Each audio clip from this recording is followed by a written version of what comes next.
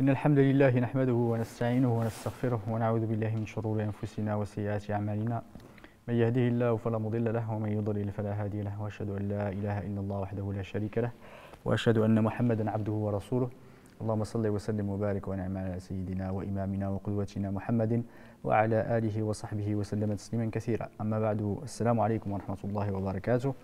Bienvenue dans ce nouvel épisode de cette série que nous consacrons à la prière, cette adoration importante, centrale dans la vie de chacun.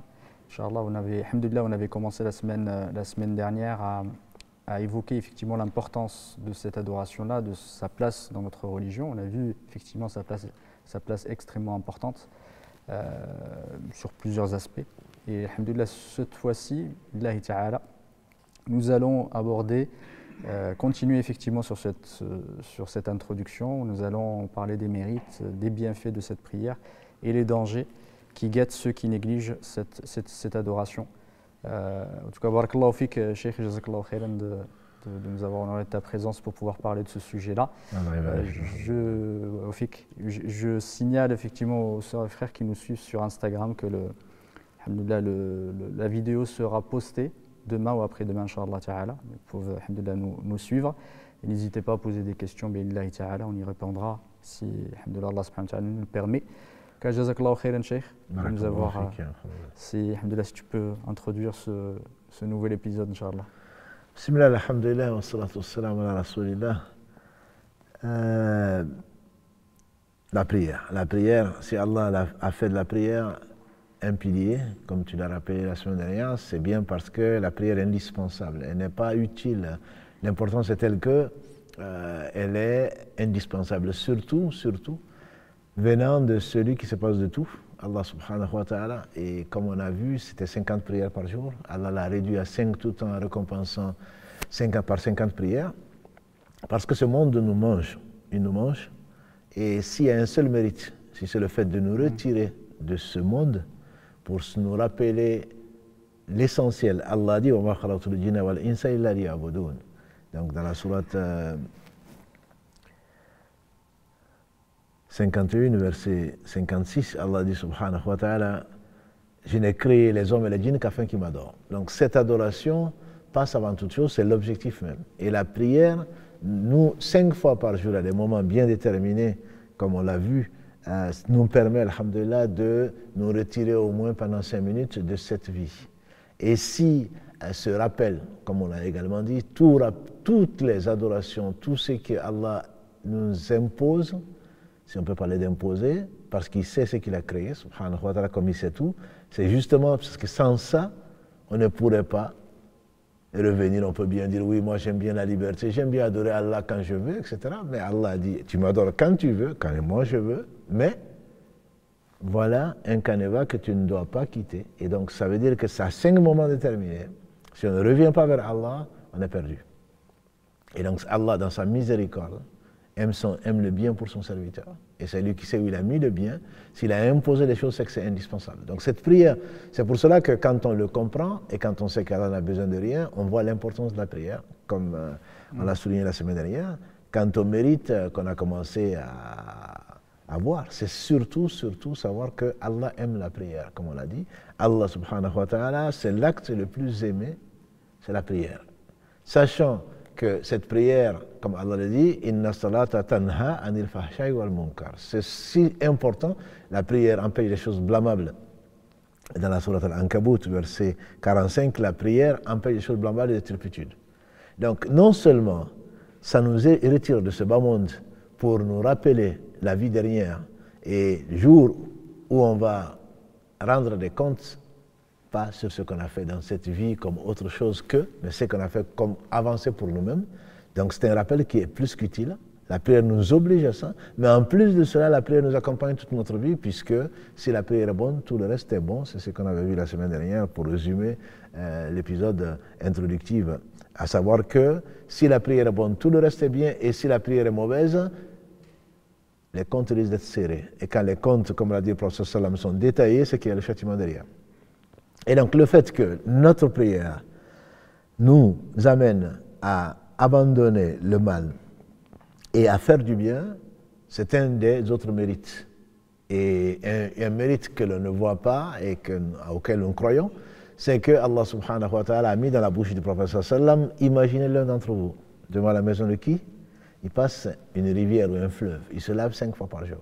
Est-ce que vous pensez qu'il va être sale? Bien entendu, les compagnons du prophète sallam, unanimement, ont dit certainement pas. Il a dit, c'est l'exemple de la prière. C'est que le fait de prier 5 fois par jour, comme il le faut, Allah subhanahu wa ta'ala nous lave de nos péchés véniels, j'insiste dessus, donc si les grands péchés sont évités. Dans cet esprit, le prophète sallam insiste, parce qu'on ne va pas prendre un hadith et laisser les autres. Il a dit, de la prière à la prière, donc du Dohr Asr, du Asr au Maghrib, du Maghrib à Isha, jusqu'à la fin, de la prière à la prière, de la Jumu'ah à la Jumu'ah, de la Umrah à la Umrah, les péchés véniels sont pardonnés. Il a dit, les péchés sont pardonnés si on évite les kaba'ir. Donc ça, c'est l'imam Ibn Qayyim, il insiste beaucoup dessus, en disant que les gens n'ont rien compris, en pensant que d'une prière à l'autre, tous les péchés sont pardonnés.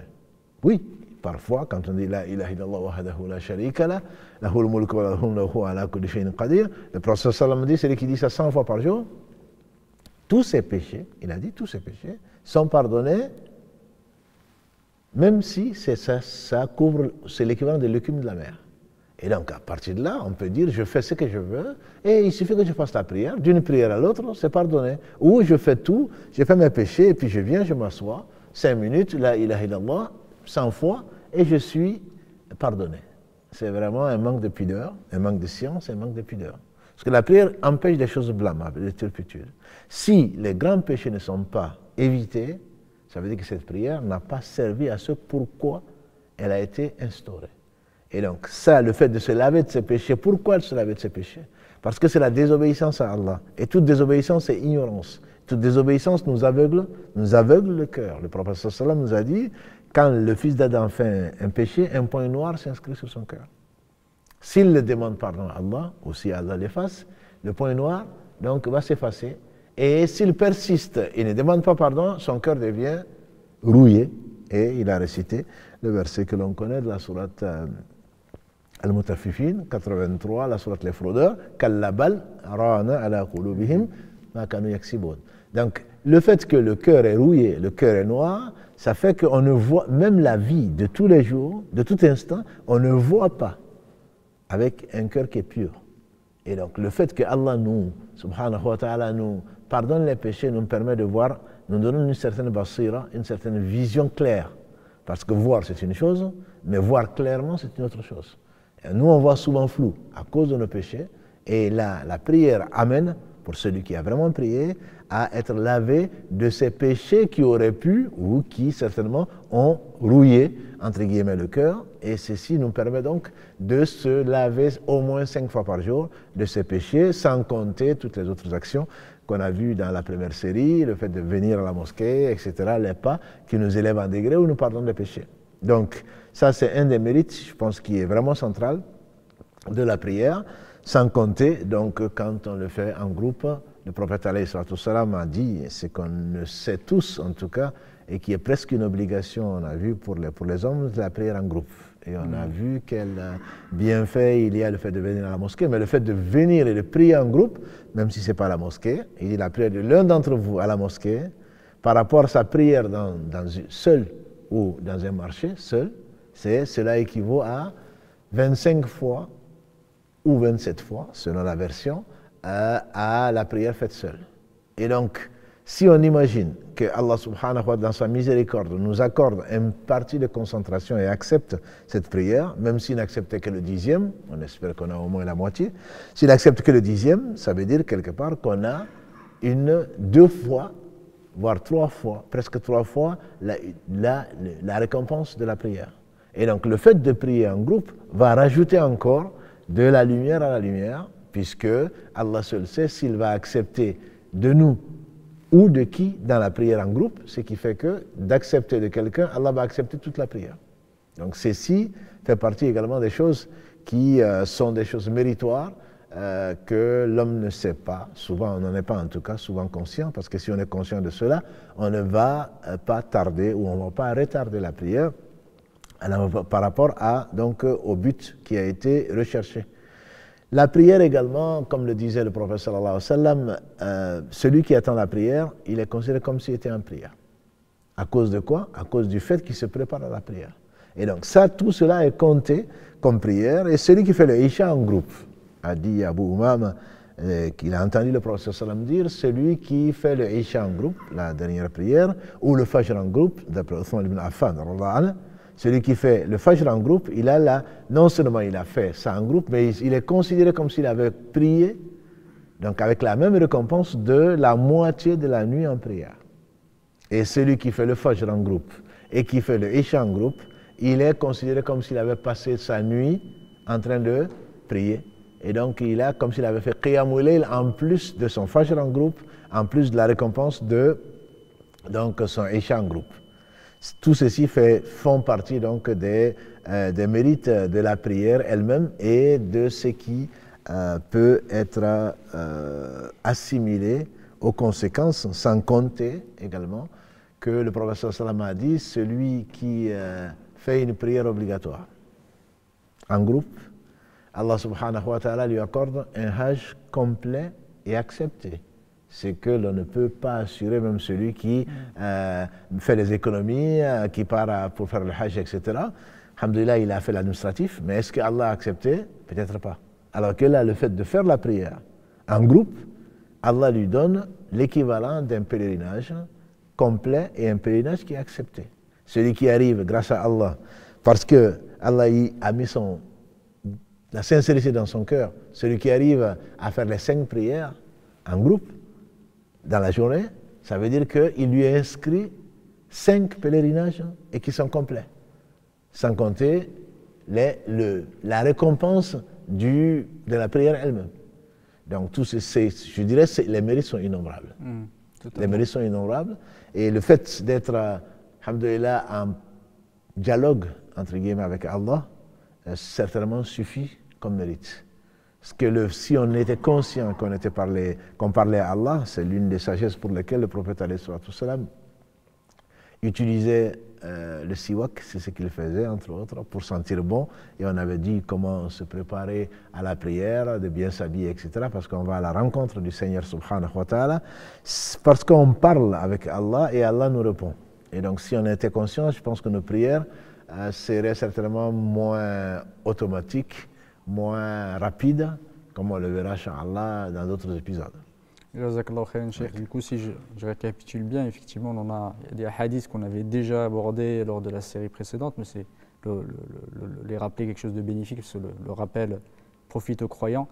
C'est important effectivement de savoir que la prière aide, comme tu as dit, barakallahu fik, à effacer les péchés, aide effectivement à élever en degré, parce que chaque fois qu'on se prosterne à Allah subhanahu wa ta'ala, Allah nous élève en degré.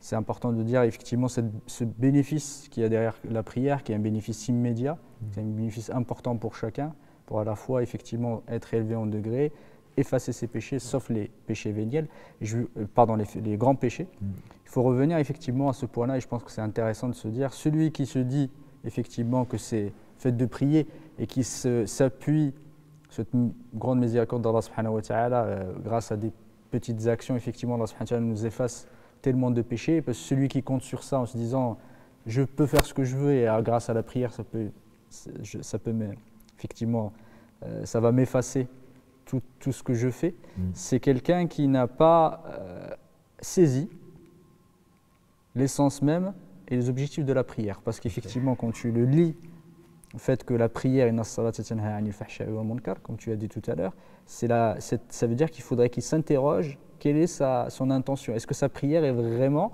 une prière valide, et il faut qu'il interroge aussi son intention. Celui qui réfléchit comme ça, je ne pense pas qu'il prie effectivement dans des bonnes conditions. Celui qui a bien réfléchi ne devrait pas arriver à ça. Il devrait effectivement, c'est parce qu'il doit craindre Allah subhanahu wa ta'ala. Allah subhanahu wa ta'ala. Du coup, il faut s'interroger, et je pense que c'est quelque chose d'important pour chacun. La prière, ce n'est pas seulement de la gymnastique ou de l'administratif, c'est un état d'esprit. Et c'est important, effectivement, si tu pouvais nous rappeler, et je pense que tu en as parlé plusieurs fois, mais c'est pas seulement quelque chose qu'on fait parce qu'on veut arriver à un bénéfice. Est-ce que c'est important? Chez Barakallahu, c'est moi ce que tu viens de dire, je pense que c'est tout le sens du titre que vous avez choisi, la prière, l'esprit et la lettre. Malheureusement, on est très administratif. Et je prie. Oui, tu as prié? Oui, j'ai prié. Mais est-ce que tu as vraiment prié? Voilà, parce que cet honneur, Allah l'accorde aux gens qu'il a aimés. Moi, j'ai vu des gens qui sont restés toute la journée assis à ne rien faire et ne pas pouvoir se lever pour faire la prière.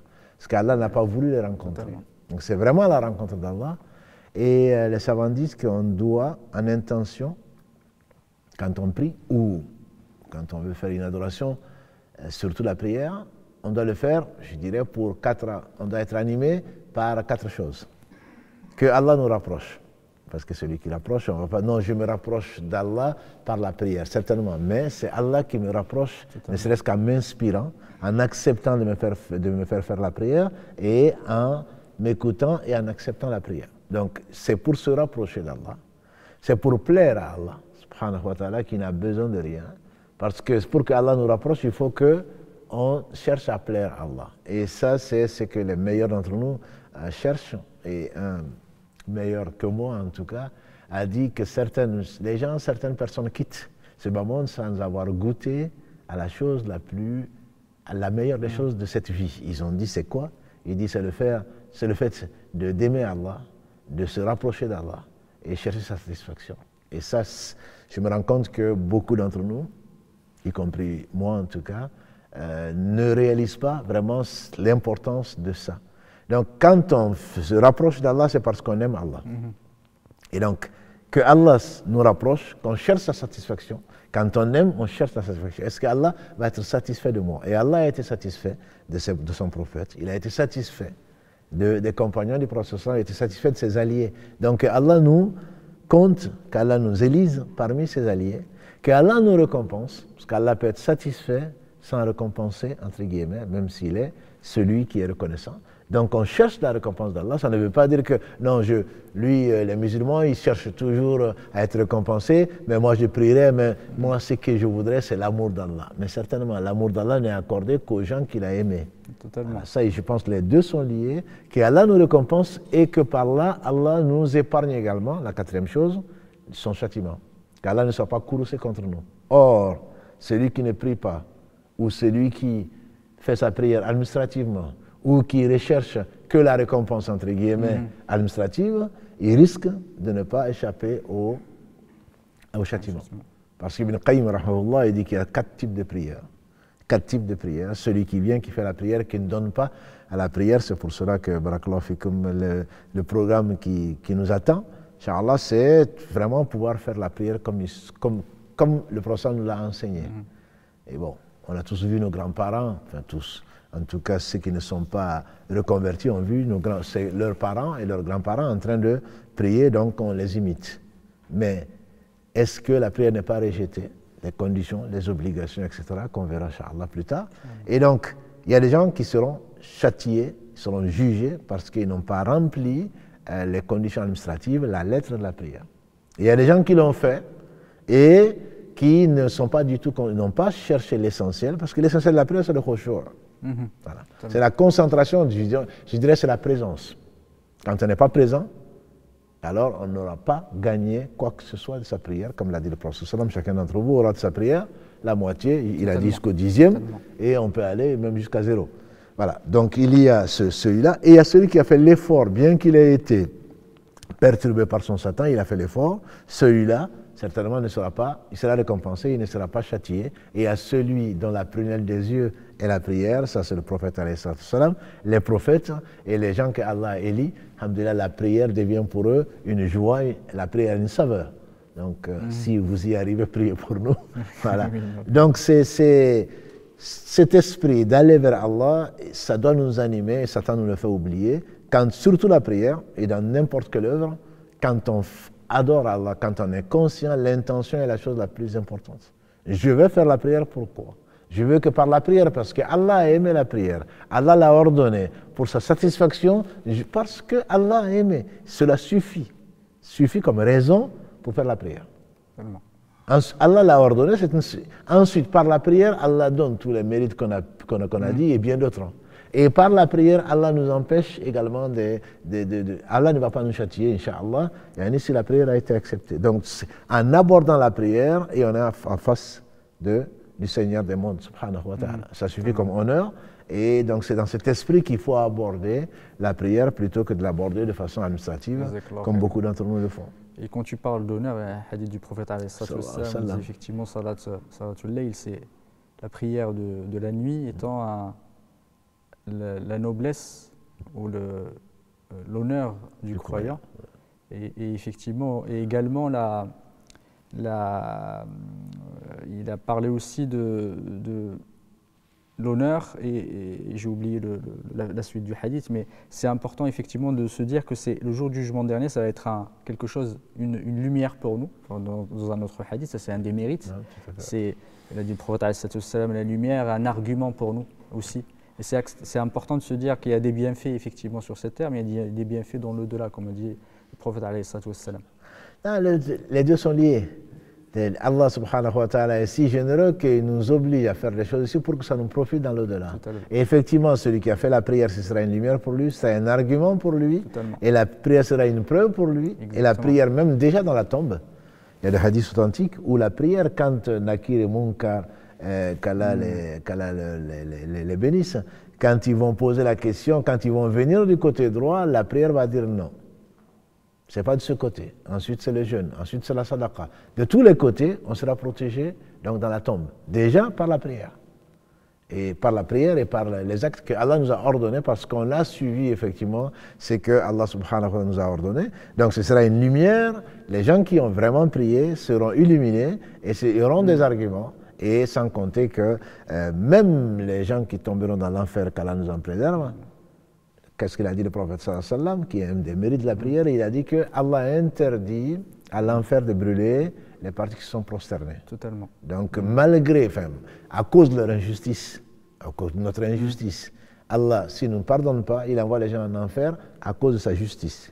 Mais malgré cela, Allah a honoré la prière au point que les endroits qui sont prosternés, donc le front et le nez, comme il a montré, un seul point, les deux mains, les deux genoux et les orteils, ne seront pas brûlés, et on va reconnaître les gens qui priaient par ça, et Allah va envoyer les anges. Allez-y en enfer, sortir mes serviteurs qui ont fait la prière, et le prophète a dit, ils vont les reconnaître par les traces de la prière. Exactement. C'est l'un des arguments qu'utilisent certains pour dire que celui qui ne prie pas n'est pas musulman. Totalement. Mais ça, on va y revenir, Inch'Allah. Alhamdulillah, cette lumière-là, comme a dit le prophète, effectivement, est une cause pour entrer au paradis. Dans un hadith du prophète, il avait un compagnon du prophète, il a demandé de l'accompagner. Par quel moyen il pouvait l'accompagner au paradis? Le prophète il a indiqué la prière. Il a dit Sta'in, effectivement, bis sujud. Il faut que aide-toi, effectivement, aide-toi de la prière pour pouvoir. C'est un effectivement des éléments pour entrer au paradis, et plus que ça, d'être en compagnie du prophète.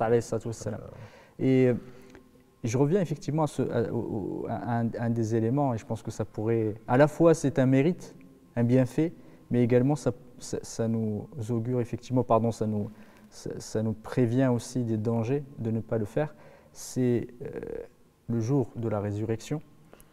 Ça nous permet, ceux qui faisaient la prière sincèrement, de pouvoir se prosterner le jour du jugement dernier. Et ceux qui l'avaient fait effectivement, par ostentation ou autre, ils n'arriveront pas, ils ne seront pas capables de le faire. Effectivement, on voit le bienfait, c'est que pouvoir prier, on prie ici, ça nous permettra de prier dans l'au-delà. Ce n'est pas un entraînement, mais c'est un cadeau. Exactement. C'est un mérite de l'avoir fait ici alors qu'on nous l'a ordonné. Et là, quand ce sera ordonné aux gens, au jour du jugement dernier, de se prosterner, ne pourront le faire que ceux qui l'ont déjà fait. Ce n'est pas une question d'âge.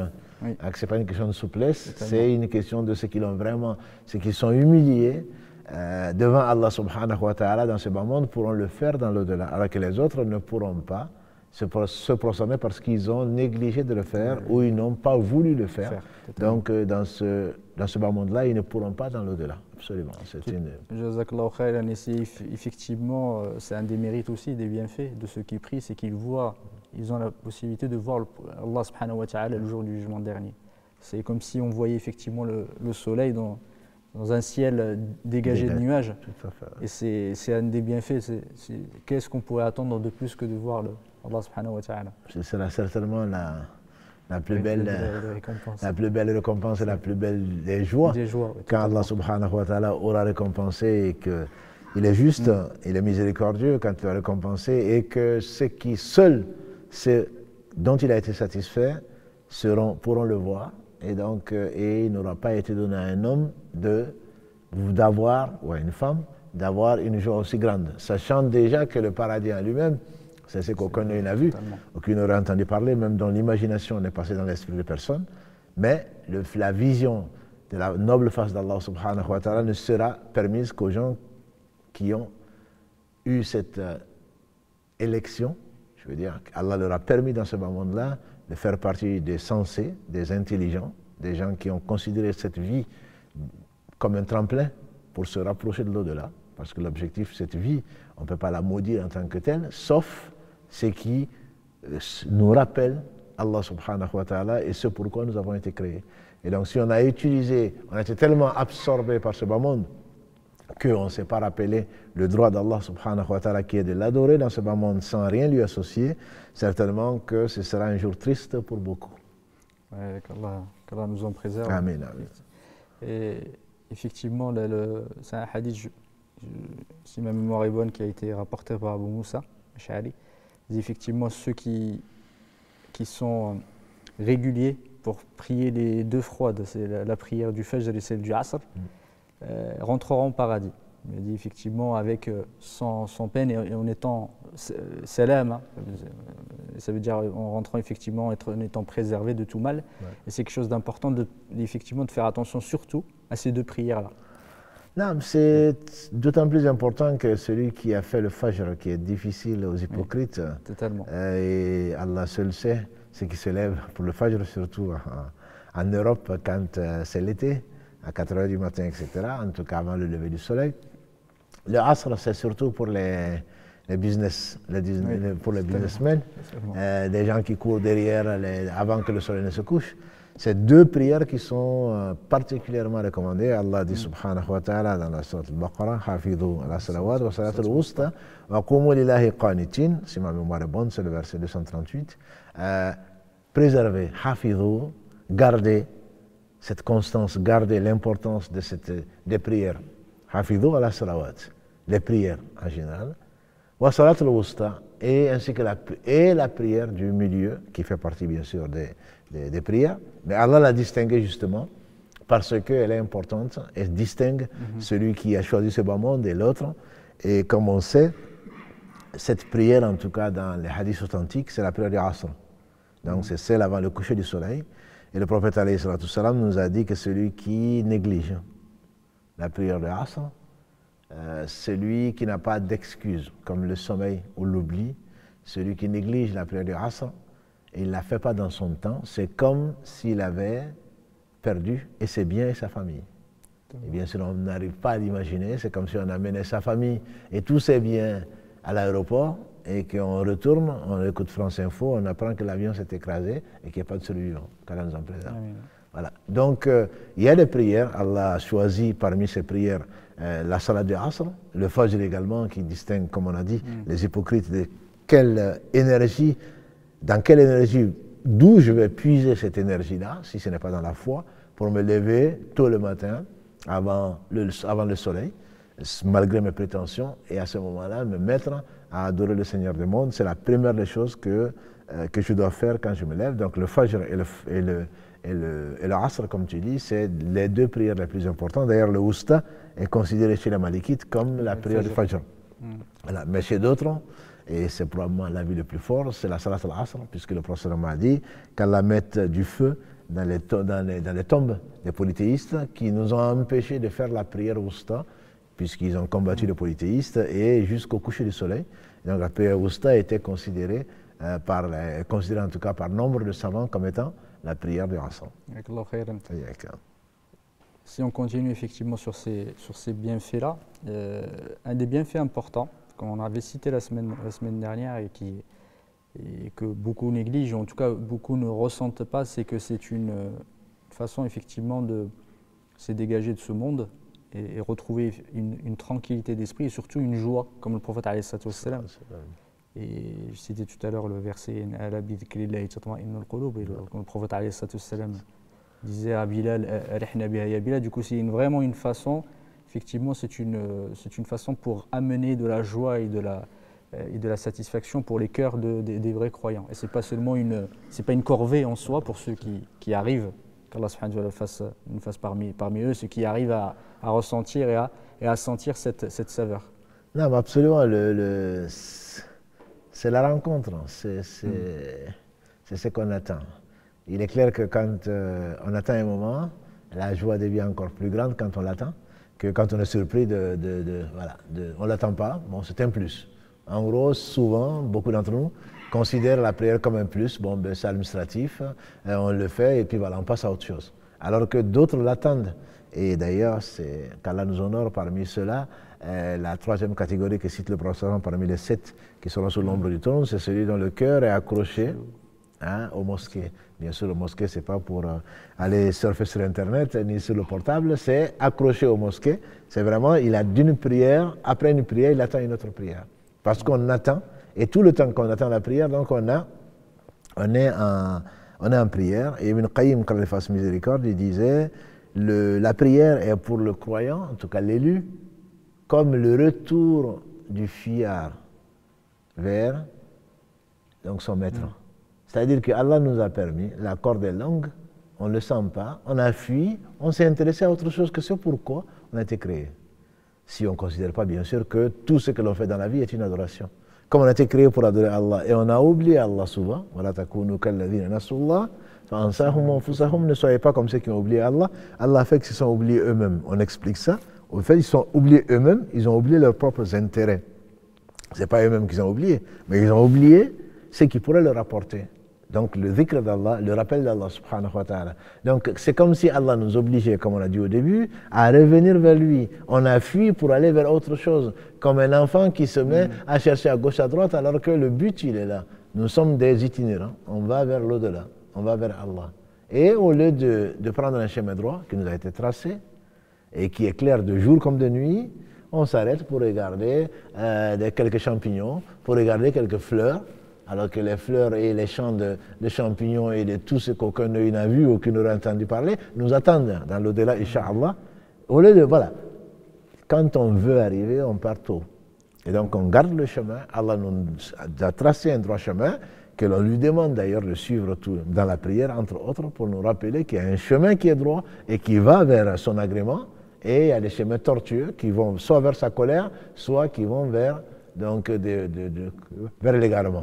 Et donc ça nous oblige, alhamdulillah, à savoir vers où on veut aller, et c'est le retour du serviteur vers Allah subhanahu wa ta'ala. Et la prière, effectivement, est une façon d'amener de la joie quand on est triste. Et le prophète alayhi salatu wassalam, on rapporte de lui que parfois, quand il avait des situations difficiles, il se réfugiait dans la prière. C'est une façon aussi, comme Allah subhanahu wa ta'ala a dit, Ista'inu bis-sabri was-salah. Aidez-vous avec la patience et la prière. Et on raconte effectivement de Ibn Abbas radiyallahu ta'ala anhu qu'une fois il a eu l'annonce comme quoi son frère qui était décédé, il s'est arrêté, il s'est mis de côté, il a prié. Et après, quand il a fini, il a cité ce verset. Que c'est une façon, effectivement, quand on parle de sabr wa salat, elles sont liées parce que ça nous aide à patienter. Et ça nous aide à patienter par rapport à des moments qui nous paraissent graves. Et ça nous aide aussi de se réfugier et demander de l'aide à Allah subhanahu wa ta'ala. Non, c'est encore les gens qui connaissent Allah, et Allah seul sait qui il est, les gens qui connaissent Allah, nous disent, donc si Iyaka na'budu wa Iyaka nasta'in, c'est toi seul que nous adorons, c'est toi seul dont nous implorons secours, vient au milieu de la Fatiha, et qui regroupe tout le Coran. Et donc c'est toi seul que nous adorons, c'est toi seul dont nous implorons secours, parce qu'on doit, il a dit à Ibn Abbas, le même que tu as cité, car Allah a agréé ainsi que son père, si tu demandes, demande à Allah, si tu demandes secours, demande à Allah. Ce qui fait que le verset 28 de la sourate Arad, sourate 3, Allah bi dhikrillah tatma'innu al-qulub, si on avait compris ça, le rappel d'Allah par définition est dans la prière, et partout, mais surtout dans la prière. Ce qui fait que le cœur qui doit être protégé, quand le cœur est protégé, tous les membres sont protégés. Ça, on relativise, et on sait que tout ce qui est contingent, tout ce qui est arrivé va disparaître, et que la noble face d'Allah subhanahu wa ta'ala est la seule chose qui va persister. Ça relativise.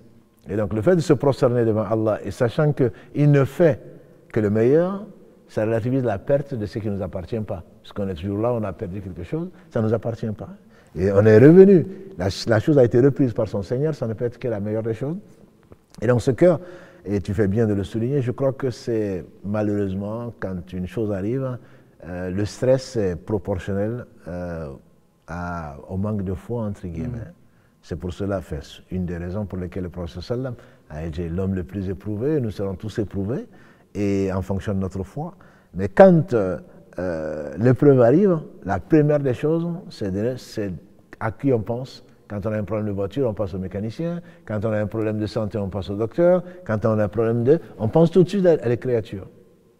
Et on oublie Allah. La première des choses, quand un problème nous arrive, c'est de se rappeler Allah. Et la meilleure des choses, pour lui parler, c'est de faire ses ablutions et de se prosterner devant Allah. Et voilà que la chose passe.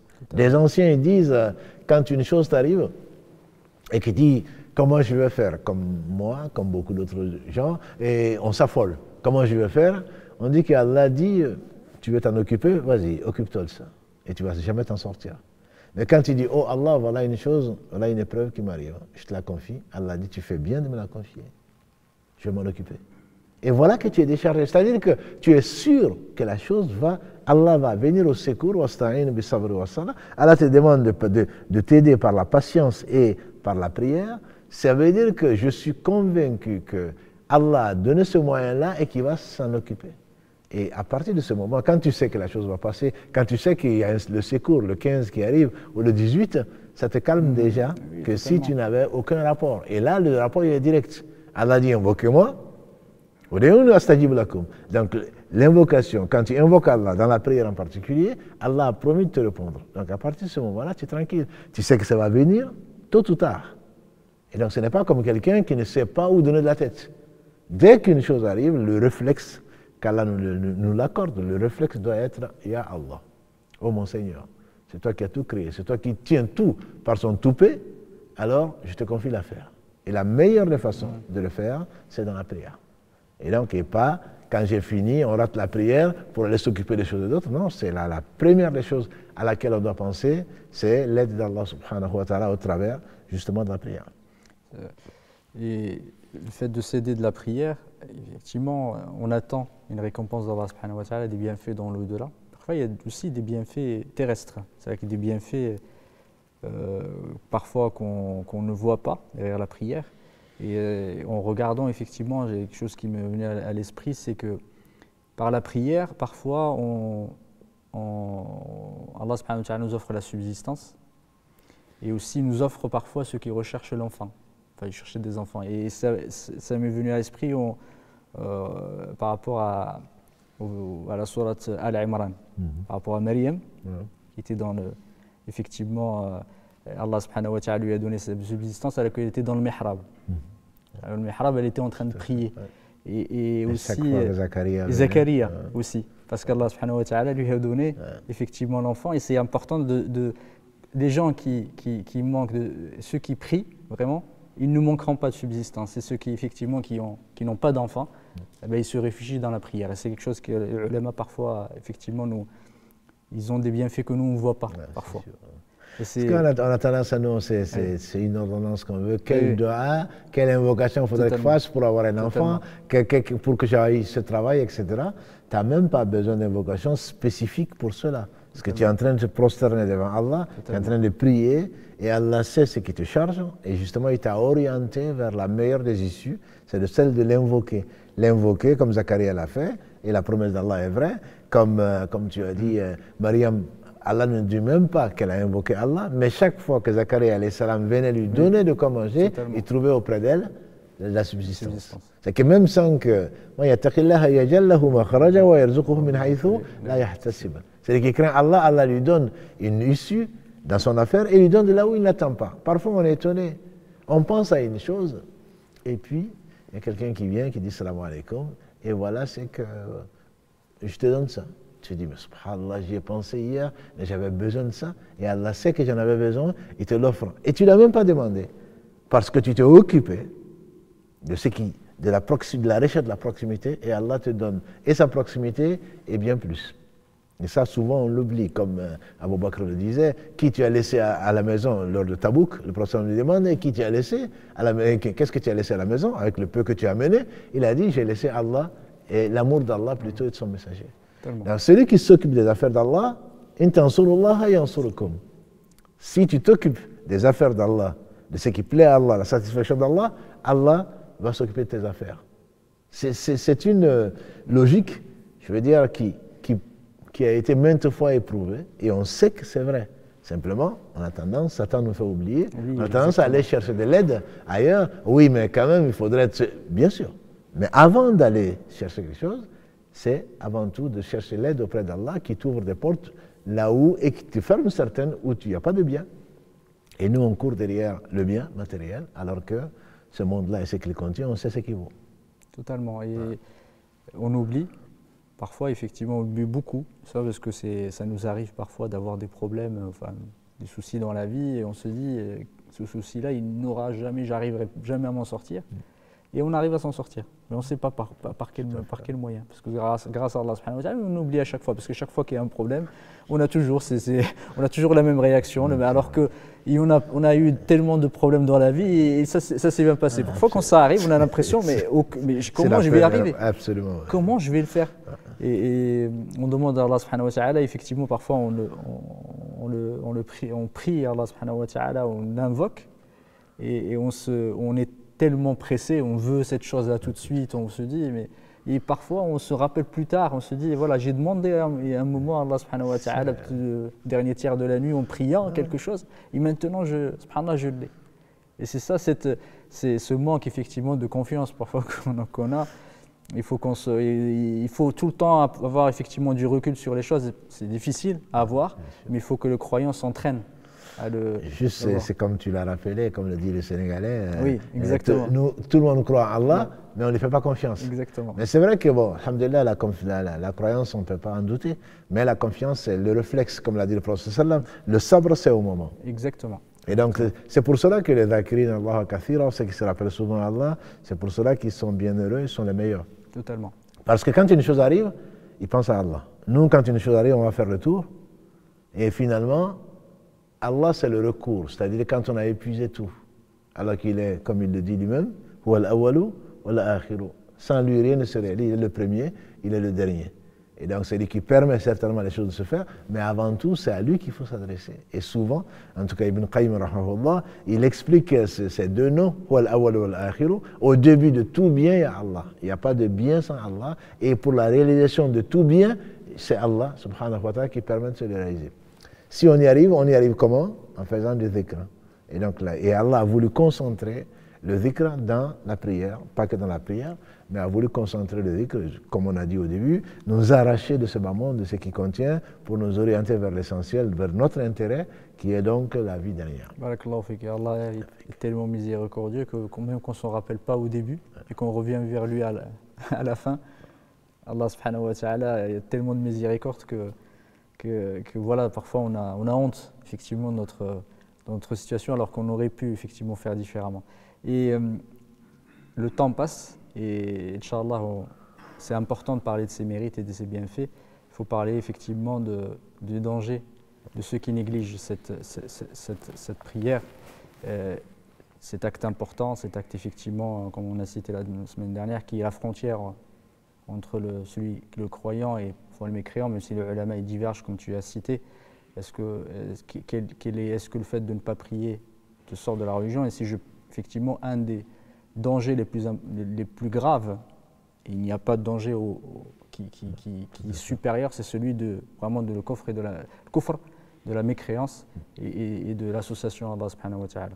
Sans rentrer dans les détails, je dirais déjà celui qui est privé de la prière, il est privé d'un grand bien. Pour ne pas dire Ibn Qayyim disait que Allah ne veut pas, en fait, l'invoquer. Celui qui oublie Allah, Allah ne veut pas l'invoquer. Donc, ne pas faire la prière, c'est qu'Allah, qui n'a besoin de rien, ne veut même pas écouter la personne, et encore moins ses préoccupations. Donc, ça veut dire qu'Allah l'a éloigné, Allah l'a éloigné de son rappel. Ça, c'est déjà une chose, si on peut parler de l'esprit. L'esprit, il est celui-là. Allah ne veut pas de la personne. Il ne veut rien, bien sûr, mais que son obéissance, il ne veut pas de la personne. Donc, il fait partie des gens qui sont damnés, qui sont des gens que Allah a mis de côté, qu'Allah nous en préserve. Ensuite, comme tu l'as rappelé, celui qui ne fait pas la prière, il perd donc la capacité et tous les mérites dont on a parlé. Et notamment le fait, c'est pas étonnant qu'il fasse des munkarat, c'est pas étonnant qu'il fasse des choses blâmables, etc. Et souvent, on voit des vendeurs de drogue, des gens qui vivent dans le haram, en train de dire « Non, mais moi, je ne peux pas prier maintenant parce que je ne suis pas propre. Ce n'est pas de l'argent propre, c'est pas, non, je ne suis pas droit. » Mais c'est comme si on oublie que c'est Allah qui rend droit, c'est la prière, par la prière qu'on y arrive. Sans la prière, on ne va pas y arriver. Et donc ça veut dire qu'ils ont été perdus, Shaitan les a empêchés de faire le bien, et comme on a dit, si la prière n'est pas bonne au jour du jugement dernier, le reste va être pesé. Si le reste est pesé, c'est que ça ne va pas peser lourd. Totalement. Et donc, entre l'homme et le kufr, la mécréance ou l'ingratitude, il y a l'abandon de la prière. Et le prophète a insisté dessus, et des compagnons du prophète ont considéré que celui qui ne prie pas sort de l'islam. Et ce ne sont pas les seuls, c'est également l'avis de certains savants, au point que, quand on dit ça, ça veut dire quoi? Ça veut dire que la personne risque de ne jamais sortir de l'enfer, et de ne jamais connaître le paradis. Or, beaucoup de musulmans, on dit qu'en France, 70% des musulmans avouent ne pas faire la prière. Ou, parmi les 30% qui restent, certains disent « je rattrape la prière ». Et il y en a beaucoup qui font partie des gens qui rattrapent la prière, entre guillemets. Mais rattraper la prière, « Inna salata kanat al-mu'minina kitaban mawquta ». Allah dit, la prière est pour les croyants, dans la sourate An-Nisa, verset 103. La prière pour les croyants est une chose qui est une obligation à des moments bien déterminés. Totalement. Et donc, il y a toute une... Est-ce qu'on peut rattraper la prière? Pour les Hanbalites, non, puisque celui qui ne fait pas la prière n'est pas musulman. Donc on ne peut pas dire oui, mais ça c'est quand je n'étais pas musulman, je vais rattraper. Pour d'autres, c'est une dette, il faut quand même la faire. Et pour d'autres, tu ne peux pas. Et on dit qu'Abu Bakr, quand Allah l'a éprouvé par la mort, juste avant, il a conseillé à Omar ceci. À savoir, il y a des choses qu'Allah accepte le matin ou dans la journée qu'il n'accepte pas qu'on le fasse la nuit, et vice-versa. Et on dit que c'est la prière. Donc, ne pas faire la prière, t'éloigner de la prière, ou vouloir la rattraper en rentrant du travail, un jour viendra peut-être où tu ne rentreras pas du travail, où tu vas mourir soit au travail, soit sur la route, etc. Et donc, ce sera quelque chose d'extrêmement grave. Et la prière, ça distingue vraiment le croyant du simple musulman, à supposer qu'il soit musulman. Juste un rappel, en tout cas, on a eu un problème technique, a priori. Alhamdoulilah, l'enregistrement se passe bien, on pourra bien le poster à partir de demain.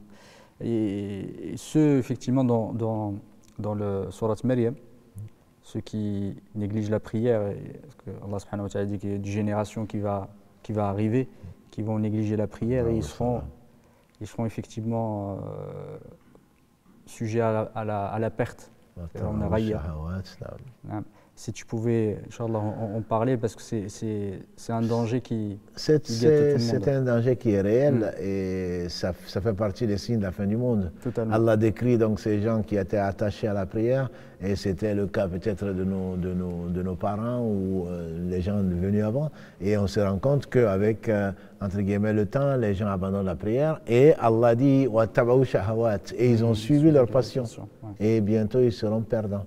Et donc là, et Allah a parlé également à louer les gens qui viendront et qui sont liés à lui et qui font la prière. Donc la prière et le reste de la vie sont intimement liés. Celui qui ne prie pas ne peut pas se prévaloir de la droiture, c'est impossible. Parce que ce sont les passions qui vont prendre le dessus. Parce que c'est la prière qui empêche justement de suivre ces passions et de revenir à Allah subhanahu wa ta'ala.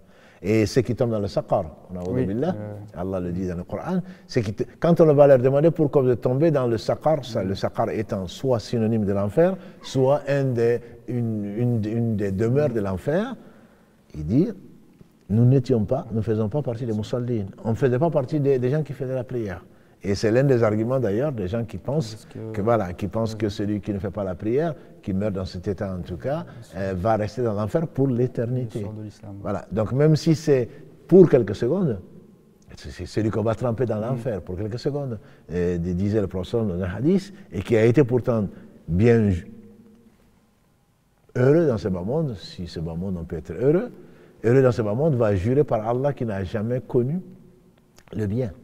Et le châtiment le plus léger de l'enfer, c'est quelqu'un, on sait que c'est Abu Talib, c'est quelqu'un qui va avoir les deux pieds dans le feu, 70 fois plus chaud que notre feu d'ici-bas, et sa cervelle va se mettre à bouillir. Et donc ça, c'est le degré le plus bas du châtiment, qu'Allah nous en préserve. Donc pensez que, ouais, mais bon, même on va finir au paradis. Mais prions Allah subhanahu wa ta'ala de rentrer au paradis sans passer par l'enfer. Parce que l'enfer, c'est l'enfer. Ce n'est pas ce que l'on imagine.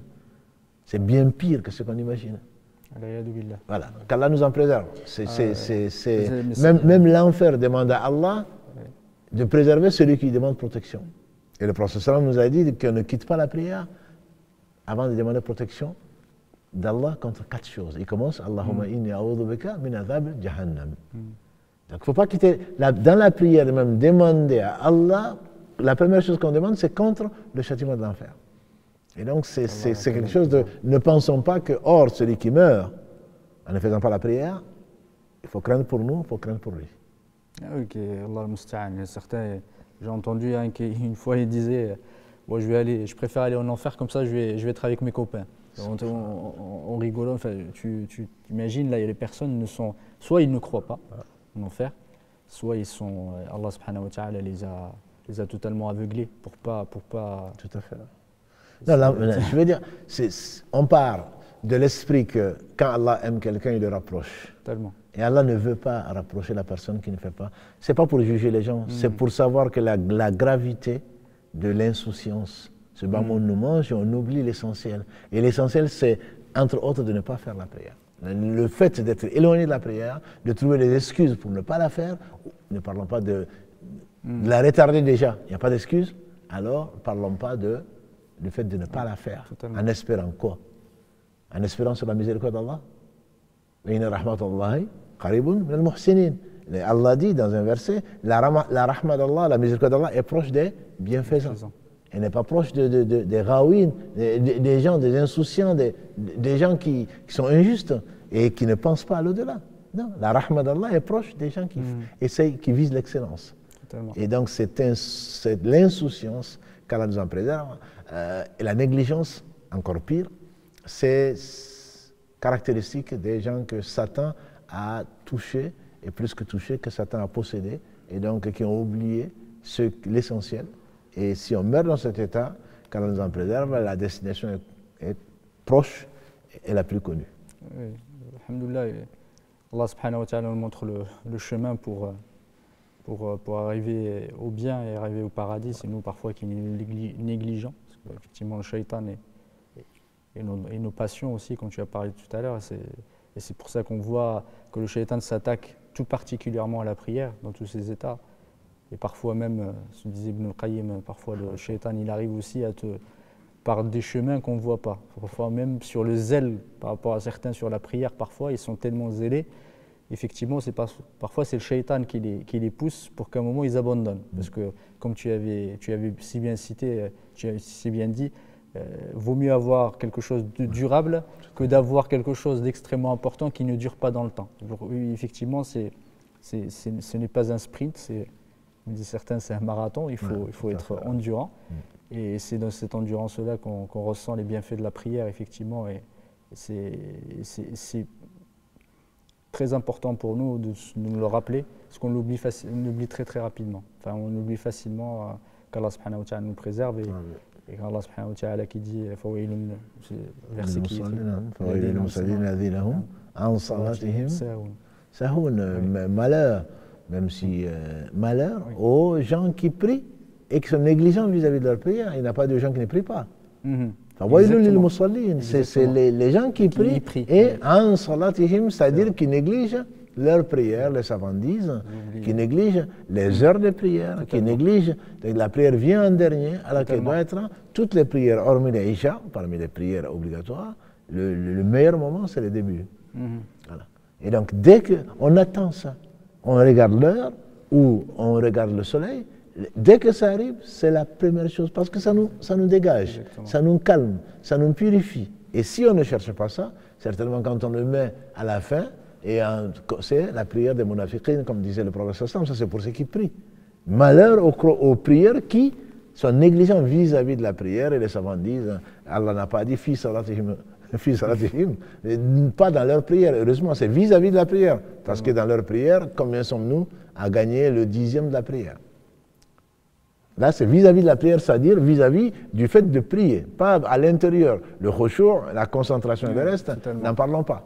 Donc Allah subhanahu wa ta'ala nous préserve et ce que tu as dit c'est extrêmement important. Le professeur m'a dit quand on fait l'adhan, l'appel à la prière, Shaitan s'en va en jetant un pet. Ceux qui n'aiment pas entendre ça, le dhikr d'Allah, en particulier l'appel à la prière. Mais une fois qu'on commence, il va venir même gratter de nos prières en se disant n'oublie pas ceci, n'oublie pas cela. Là on parle de khushu', c'est que Allah donne à qui il a aimé où on est vraiment présent. Et ça, c'est pas la lettre, mais c'est vraiment l'esprit. On sait qu'on est devant le Seigneur des mondes. Et Satan vient gratter, le professeur m'a dit, et le pire des voleurs, c'est celui qui vole dans sa prière.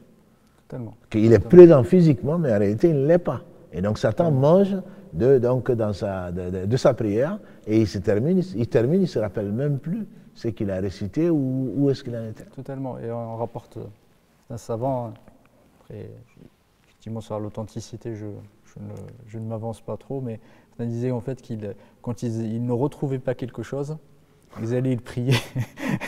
Ils priaient parce qu'ils savaient que le shaitan allait arriver à ce moment-là pour lui rappeler. Mieux que toi et mieux que moi à raconter ça. Je pense même que c'était Ibn Taymiyyah qui a raconté, quand il fasse miséricorde, qu'on lui a dit, quelqu'un qui est venu voir quelqu'un en disant j'ai perdu ceci, et que la personne lui a dit va prier.